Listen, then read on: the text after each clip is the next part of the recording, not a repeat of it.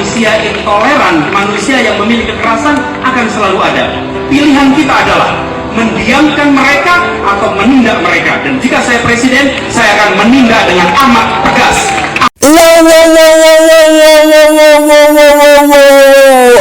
Si Gubal Gabel, ahai.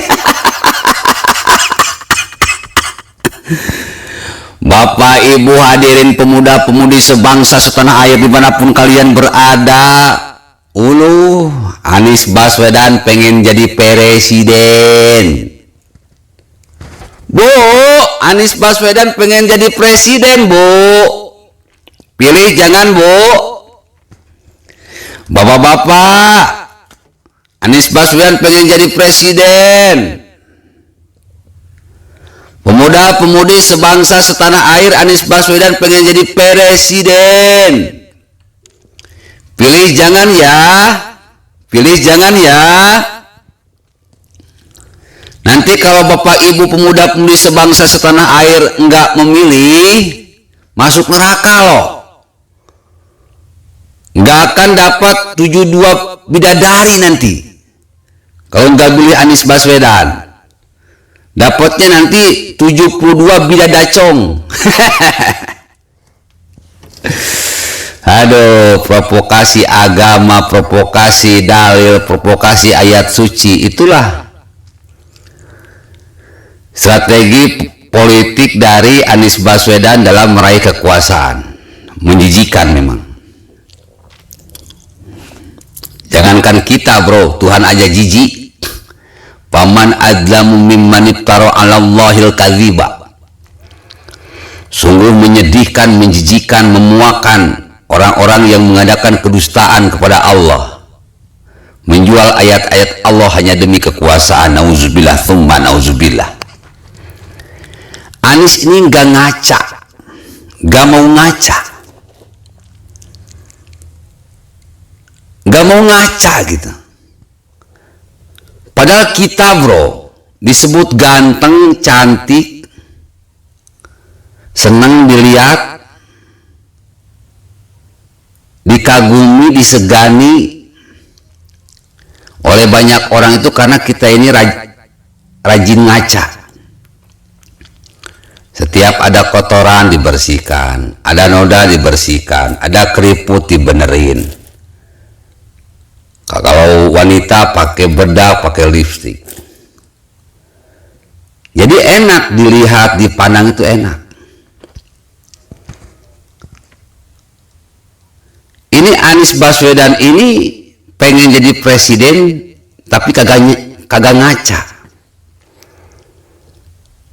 Omongannya dipikirnya itu bisa membuat rakyat Indonesia terpana, terpesona, simpatik sehingga bisa memilih mereka. Namun sayang rekam jejak yang hitam kelam di Pilkada DKI ketika dia menjabat, bahkan sampai saat ini, di mana lisan dan tangannya menyakiti orang lain itu sudah tidak bisa dihapuskan. Mau dia teriak-teriak pro nasionalis, pro pancasilais, pro demokrasi, pro Bhinneka Tunggal Ika, percuma. Justru Anies Baswedan lah yang pertama yang ngacak-ngacak Pancasila, yang ngacak-ngacak UUD 1945, yang ngacak-ngacak kebinekaan, yang ngacak-ngacak demokrasi dan nasionalisme. Dia sendiri. Bahkan dia pernah bilang bahwa justru yang berjasa akan tegaknya negara Indonesia ini adalah Partai Arab Indonesia. Bukan Sumpah Pemuda katanya. Kan kurang ajar, bro. Orang kayak gini mau jadi presiden. Membolak-balikan sejarah. Seolah-olah dia ini seorang pahlawan. Kakeknya itu seorang pahlawan. Padahal bukan seorang pahlawan, cuma seorang pendatang. Antek-anteknya Belanda. Dia ini gak ngaca gitu. Dia itu jadi gubernur karena jual ayat, jual mayat. Menghinakan orang-orang yang berbeda pandangan dengan dia. Menghinakan orang-orang yang tidak seagama dengan dia. Bahkan para pendukungnya, Habib Rizik, Bahar Smith, Abdul Somad dan kawan-kawan, begitu bergerilya meyakinkan kepada umat Islam tentang Al-Maidah 51 dilarang memilih pemimpin dari non-muslim. Dan itu diaminkan oleh Anies Baswedan. Kalau sudah melarang non-muslim menjadi pemimpin, berarti Anies Baswedan dan ulamanya dan pendukungnya adalah kelompok yang benar-benar sudah menyakiti umat non-muslim di seluruh Indonesia. Seolah-olah mereka tidak ada hak untuk menjadi pemimpin di negeri ini.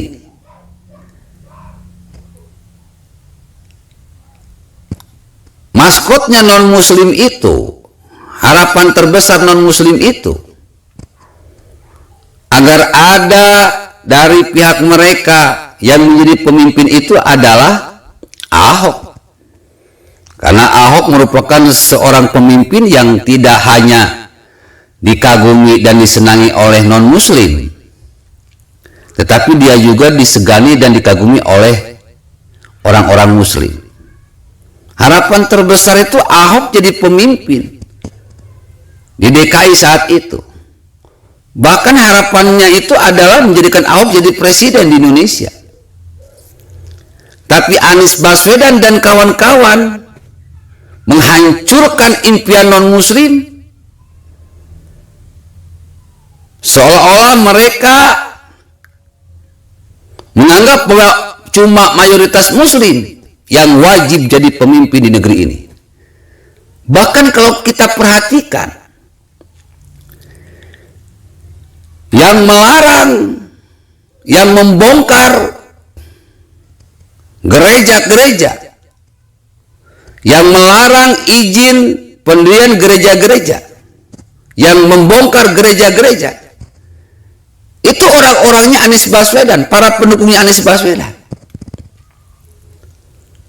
Bagaimana mungkin dia bisa memberantas kaum-kaum intoleran sementara dia sendiri dan pendukungnya paling intoleran? Hei Pak Anies, ngaca bro. Rakyat Indonesia tidak bodoh, rakyat Indonesia tidak buta, rakyat Indonesia tidak tuli. Apalagi dengan adanya medsos, jejak digital bisa dibongkar. Ngaca bro, ngaca. Rakyat Indonesia nggak akan sudi pilih ente jadi presiden. Terlalu banyak dosa-dosa ente yang berkaitan dengan intoleran.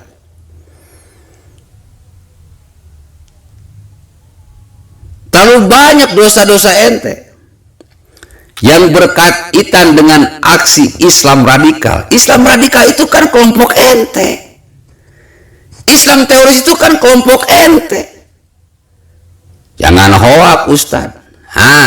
Si Ompong, si Nopel Bamukmin itu pendukung Anies Baswedan. Radikal, teroris, arogan. Si Munarman itu kan orang radikal, orang teroris. Itu kan pendukung Anies Baswedan. Rizik Syihab itu radikal, teroris, arogan. Itu pendukung Anies Baswedan. Abdul Somad itu dia radikal dan merupakan pendukung Anies Baswedan. Bagaimana ente bisa menumpas kaum radikal, kaum toleran, intoleran, kaum arogan, sementara orang-orangnya ada di tubuh sendiri, bahkan ada dalam dirimu sendiri. kelakuannya itu. Rakyat Indonesia udah nggak percaya NIS. Cukuplah. Jadi gubernur selesai tobat. Mau jungkir balik ente nyalin presiden gak akan terpilih. Kenapa? Karena rakyat ini sudah jijik dengan mulut manis Anies Baswedan. Yang memang kalau dalam Al-Quran itu digambarkan sebagai orang-orang yang munafik. Innal munafiqina yukhadi'una Allah walladzina amanu. Innal munafiqina nallahu wa huwa khadi'uhum.